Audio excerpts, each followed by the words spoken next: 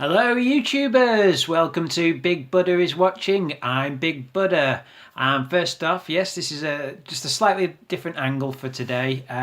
Just having doing some painting in here basically. So I've had to shift the furniture around to the normal desk, which is normally over there. It's on the opposite side of the room, so so don't get disorientated. But I've tried to keep it as similar looking as possible. Actually, it's not bad this angle. Might be worth keeping. A bit of a dull background, but there you go. So anyway, as I'm sure you're aware now, well into the Red Dwarf marathon, actually nearly through it now. We're up to Series 10, Red Dwarf 10 from 2012. So this was 3 years after Back to Earth, and it was on Dave again.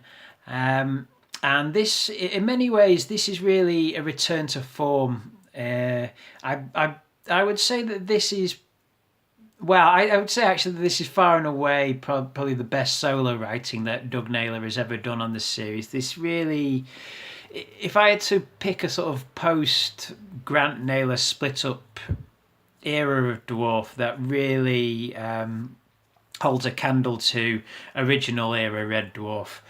The golden vintage years of series 2 to 6, then Red Dwarf 10 really is the series I'd say that comes closest to it in quality. For whatever reason, it's down to the writing really. Doug Naylor's writing on this series really. He was pulling something special out of the bag. There was a quality of stories and character arcs and just great jokes. He was really at his A game in this series, and it's testament to him, because when you watch the making of documentary on this, this was far and away probably the hardest series they ever had to produce as well. So it's a real testament to Doug Naylor that he managed to cobble together something that was, well, I mean, A, coherent, and B, possibly some of the best Dwarf we've seen since 1993. So I say a return to form in quality. It's also the series really where it was reset to the classic format. So it's the first time you really, since series 5, I'd say, you haven't had a reinvention of the format along the way. It's a reset to how the series was in series 3 to 5. Just the 4 guys on board Red Dwarf.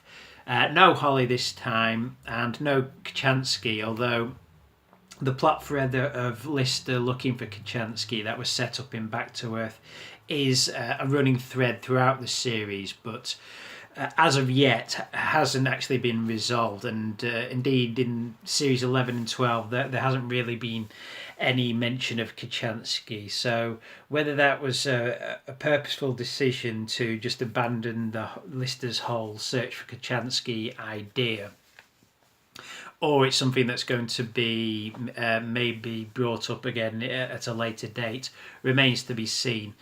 But this was an attempt after the constant reinventions of the series. Setting it in different locations on Starbug, in a prison, rejigs with the format. The jettisoning of the studio audience, a more filmic look. This is back to basics. Red Dwarf. It's 6 half-hour self-contained episodes. There's no 2-parters. No 3-parters. You don't have to have seen the previous week's episode in any case to understand what's going on. You could watch all these episodes out of order, and so you get a real back to basics approach to the material, for better or worse, really. If you ask me, yes, it was refreshing that Doug Naylor finally felt that he didn't have to keep rejigging things in order to keep the audience's attention. He'd finally, I mean, after Back to Earth, I find you kind of feel like he'd got the Red Dwarf movie that never was out of his system, with Back to Earth being the closest we'll ever get to a Red Dwarf movie, really. So so as I say, you get a back to basics approach with the material, and for better and worse, I say that because although it was refreshing to see the series go back to what it was and what it hadn't been for 20 years really. It I do feel it also kind of fell into that sitcom trap of that the characters basically going through the motions.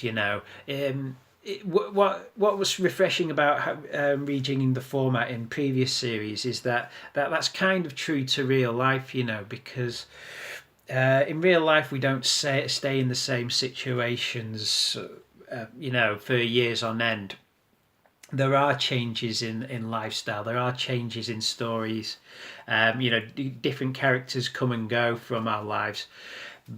And that when that happens in sitcoms, it rings true because it feels real and genuine. When you decide in a sitcom, no, we're just going to adhere to a formula, then it can become kind of eerie in a way. You kind of get the characters just going through the motions each week, and it loses a sense of realism. If you ask me, it falls into that sort of last of the summer wine trap of the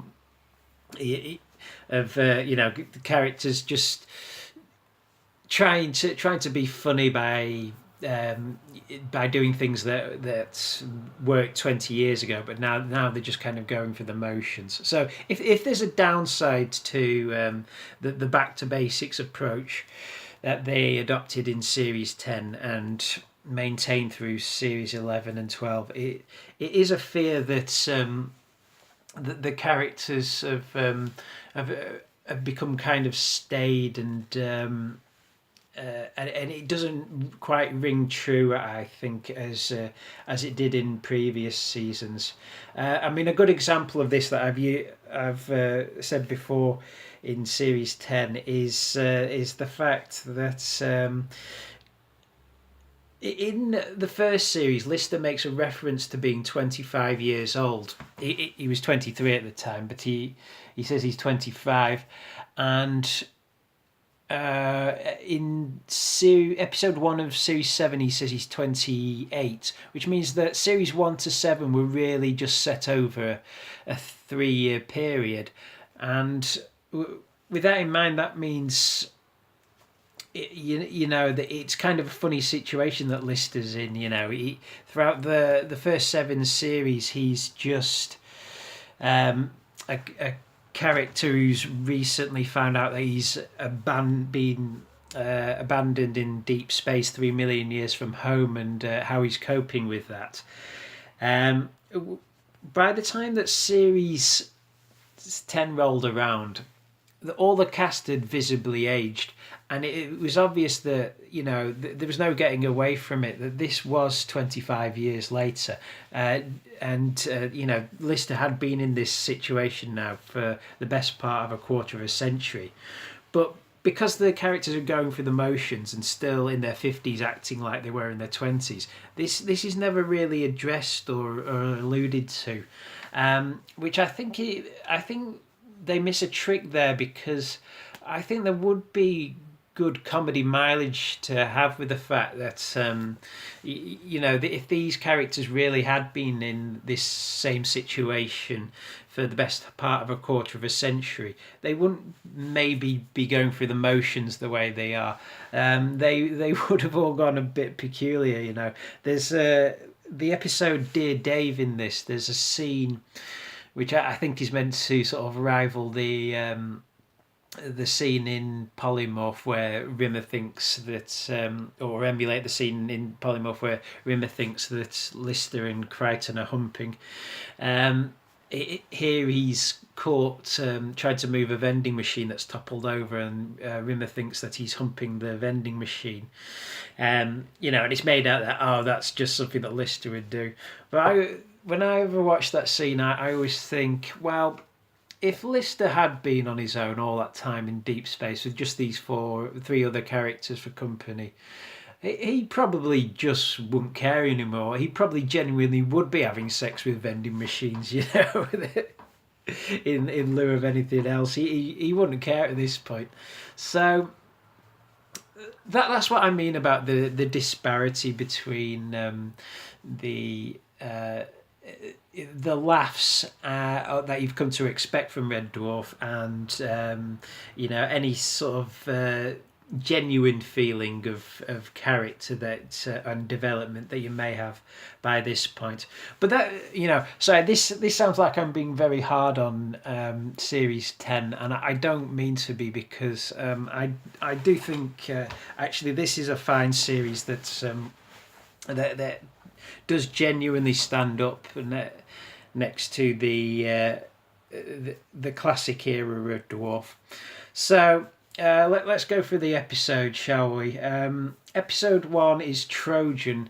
This involves Rimmer. The guys find a dilapidated starship that's far superior to Red Dwarf, but doesn't work quite properly, and it has I think it's called a Star Wand, which happens to bring one of Rimmer's brothers into contact with him. He's a hologram as well at this point, and Rimmer's brother is a commander of his own ship. So Rimmer, to save face, he decides to pretend that he's captain of the Trojan, and the rest of the crew are basically his subordinates to impress his brother.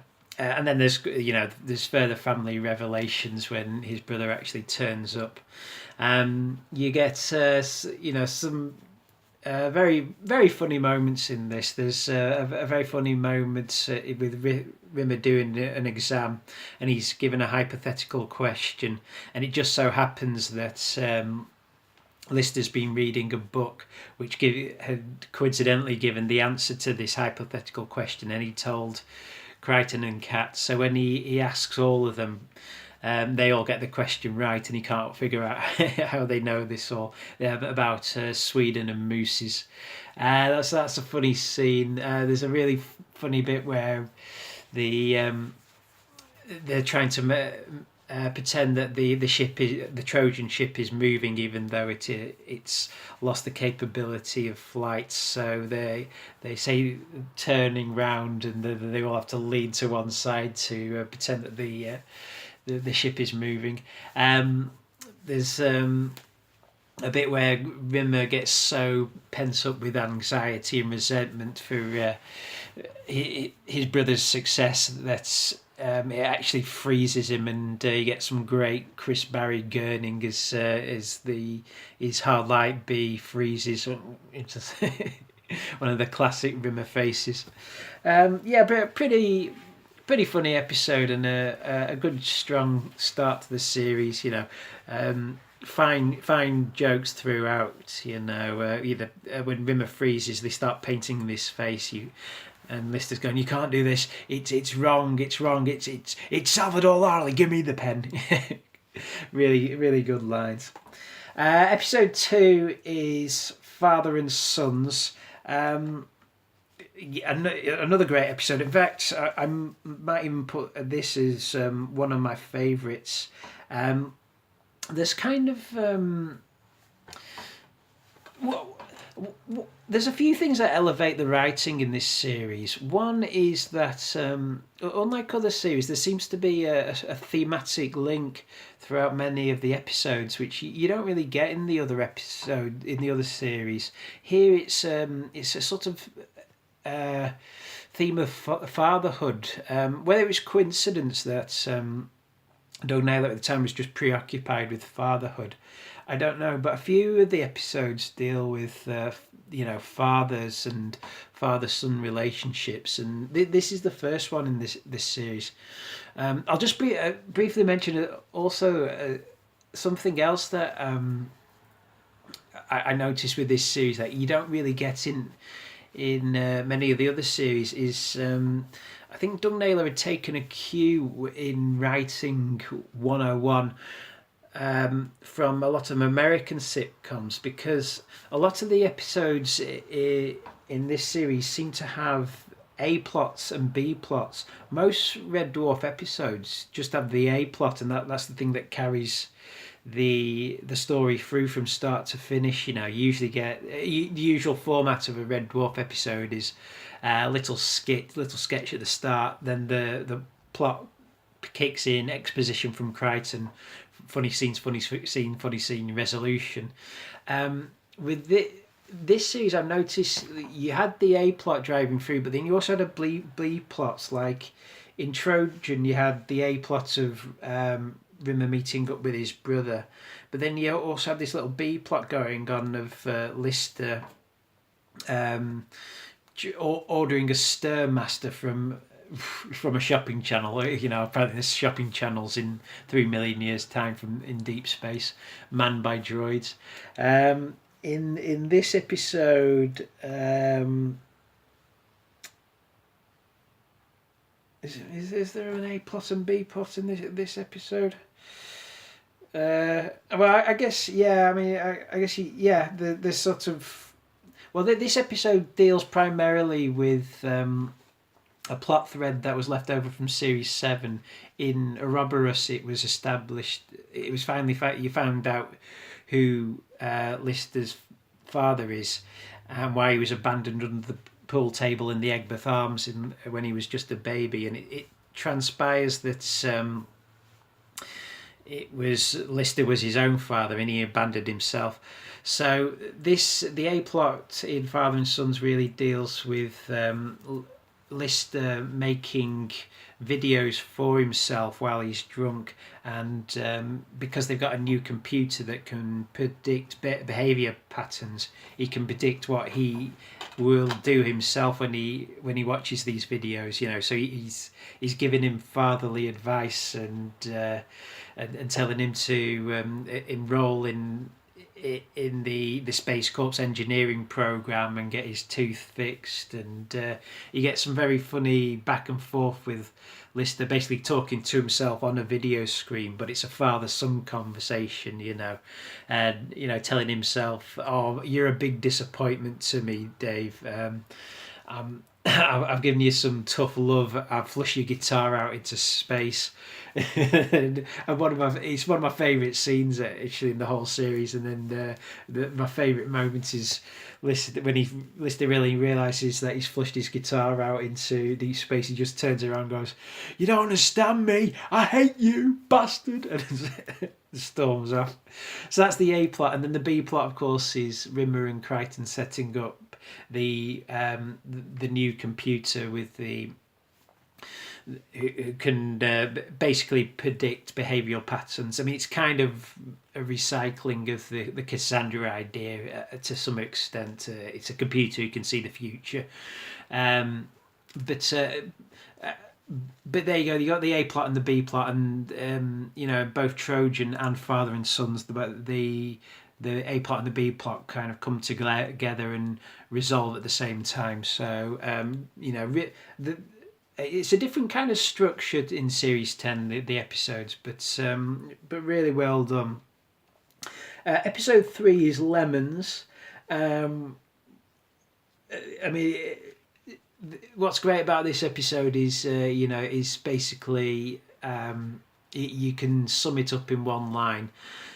The Red Dwarf crew meet Jesus. It's the one where they meet Jesus. They just to backtrack in this, I said in my review of Series 7 that this episode featured the time drive. I'd forgotten actually it wasn't the time drive, which meant that they ended up in 23 AD back on Earth. It was a time shower that they had, which I don't know why they they needed to incorporate that into the plot because they are, as far as I know, they still have the time drive on them. That was how Lister was able to take himself back to his baby self back to Liverpool in Series 7. Well, for whatever reason, they end up in Britain, in Albion, in 23 AD, and they need a battery to power the time drive to get back home. Unfortunately, they don't have a battery on them, but they remember that they can make one out of some copper coins and lemons. Unfortunately, there's no lemons in 23 AD in England, so they have to travel all the way around the world to India, where they meet Jesus, who's a short little Geordie for some reason, but but played very entertainingly by the actor. Jesus then comes back to Red Dwarf and accidentally discovers that he. But he reads up on himself in the history books and discovers about all the holy wars that will be carried out in his name over the next 2,000 years, and returns to India and decides to basically not fulfill his destiny, and so the dwarfs have to go back and persuade him to fulfill his destiny so that Christianity will happen.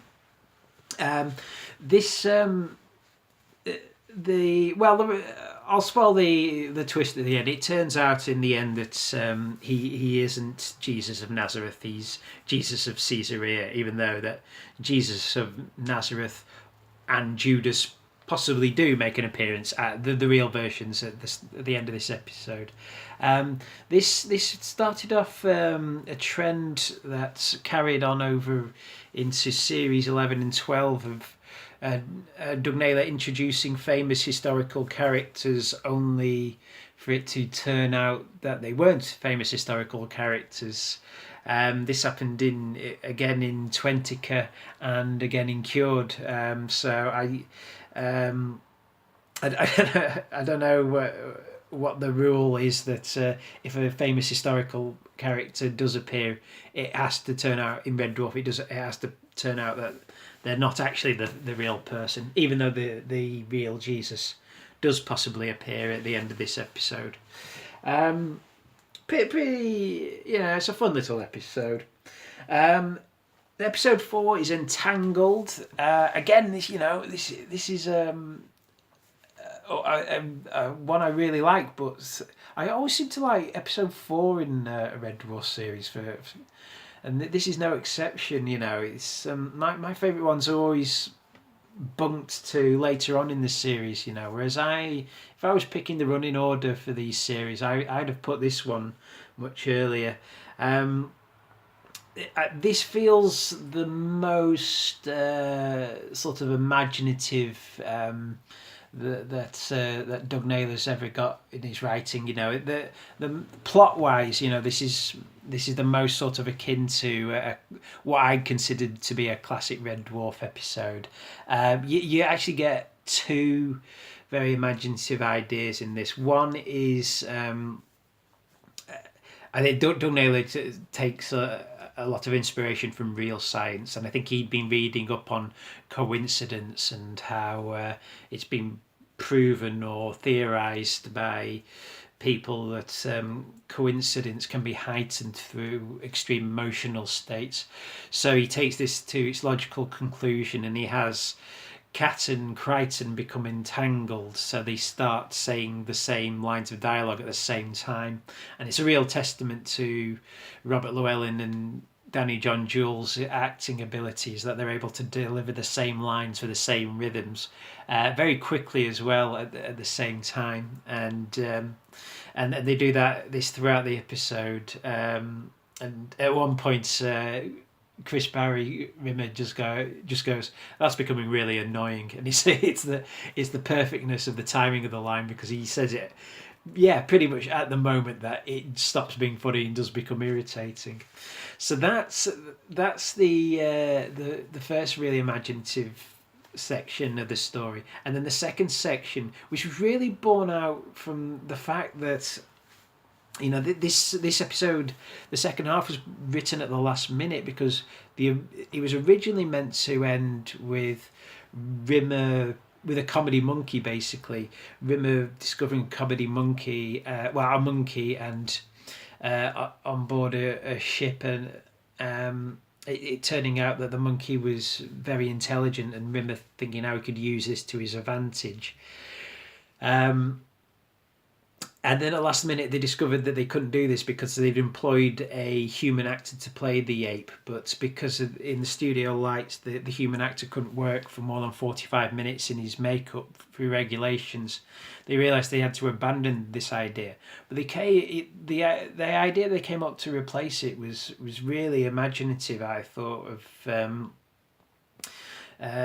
the boys visiting a research facility which was called ERA, ERRA, where the staff that worked there were all handpicked for being notoriously wrong and bad at their jobs, and so the monkey is basically somebody who'd rewritten their evolutionary DNA and reverted them back several million years. So they reverse the process, and it's a woman.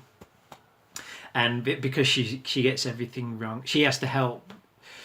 For reasons that are too complicated to explain, Rimmer's got a groinal attachment fixed to him that's going to make his love spuds explode if in 24 hours, and so they have to find she's the person who designed the groinal exploder, and she has to figure out how to get it off him. It's a great episode. There's great little scenes. That I love the bit where she's they're having to figure out how to get the groinal attachment off Lister before it explodes, and the woman keeps getting it all wrong. It's Entangled, episode 4, really, really good episode. Episode 5, Dear Dave. This is a basic plot, character building episode, just set entirely on the ship. There's no exterior filming. There's no exterior filming in this entire series because they just couldn't afford to go out and film on location. So the basic plot is Lister discovering that he might be a father, and he's trying to find a letter in the mail pod to confirm this. This is the one. I guess that's the A plot, and the B plot is a sort of love triangle that Lister goes through with the vending machines, and that's where you get the scene where Rimmer thinks he's humping a vending machine. Not a bad episode, but I've said it many times before. If there's a lack of distinct sci-fi, then it's I'll laugh along, but it'll never be a favourite of mine. And then episode 6 is The Beginning, and I think that The Beginning would have been a fine final episode if they ever decided to make one, even just because for no other reason than episode 1 of series 1 was called The End, this one's called The Beginning. What's interesting about this episode is apparently it's a condensed version of what the movie script would have been, with a few added elements. So I think the elements of Rimmer discovering his father's deep-held, shameful secret was a new element, but the elements of the droids, the simulants, and Hoagie the Rogie, played by Richard O'Callaghan, who played the Tyrell type character from Back to Earth. That was the reason he got cast in Back to Earth is because he'd basically helped with a read through and played the character in a read through when they originally rehearsed the movie script, and apparently he might not have played that character if they'd actually made the film. There was actually talk of Will Ferrell playing the Hoagie the Rogie character if they'd done the film. But we'll never, like I say, we'll never know now. My favourite moments in this episode, there's two really, really funny moments. There's one of Simulant accidentally committing Harry because he thinks that's what his subordinate has asked him to do, making a mistake. A really funny scene. And the other great scene is the battle plan to defeat the simulants when they're out in Blue Midget at the end. I mean, it's not especially funny, but it's really imaginative, and when they do beat the simulants at the end. Yeah, it's a really great moment. Oh, and Crichton's itinerary of the weapons aboard: 2 forks and a pencil sharpener. That's so yeah, resplendent with great gags, and a great episode. It's kind of when I first watched this one, it kind of had a similar problem for me as when I watched Out of Time, which was that they never in Out of Time I was kind of frustrated that I was expecting them to find Red Dwarf, and they never tied up the series arcing mystery of what happened to Red Dwarf. In this series, I was kind of expecting a reappearance from Kachansky in the final episode, and that never happened. But so if you resign yourself to the fact that Kachansky isn't going to appear in Series 10, then yeah, the beginning's a pretty good episode. Great character, great pathos, great villains, some genuinely really, really funny moments. So yeah, as you can see, I've got a lot of time for Series 10. It was a return to form in more ways than one. It returned to form in the form of the original structure, and a return to form in quality as well. This is some of the best writing that Doug Naylor's ever done solo, if you ask me. And I think it worthily stands alongside the vintage series, if you ask me. So join me next time, folks, for my final Red Dwarf video. I think it'll be my final for a while. I do intend to do more Red Dwarf stuff, but I've really got to start talking about other stuff. But join me for my thoughts on Series 10. And Series 11, and my thoughts on Skipper, Episode 6 of Series 12. And then after then, who knows? See you, folks. This is me, Big Buddha, signing off.